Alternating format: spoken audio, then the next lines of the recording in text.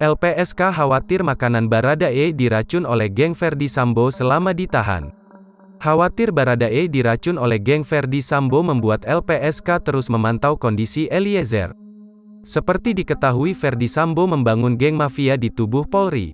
Wakil Ketua Lembaga Perlindungan Saksi dan Korban, LPSK, Susila Ningtyas memastikan pihaknya tengah menjalankan pengawalan perlindungan Barada Richard Eliezer Pudihang Lumiu atau Baradae di Rutan Bareskrim Polri. Adapun perlindungan itu diberikan setelah LPSK menerima pengajuan Justice Kolaborator Baradae atas kasus tewasnya Brigadir J. Terkait dengan pemberian pengawalan perlindungan ini, LPSK juga kata Susi melakukan koordinasi dengan pihak Bareskrim Polri. Salah satunya untuk menjamin keselamatan Baradae dari segi suplai logistik termasuk makanan. Tak hanya perlindungan, LPSK juga kata Susi, akan memberikan treatment spiritual untuk Baradae dengan mendatangkan rohaniawan. Kendati begitu kata Susi, pemberian tersebut hanya diberikan jika Baradae atau tim kuasa hukum membutuhkan.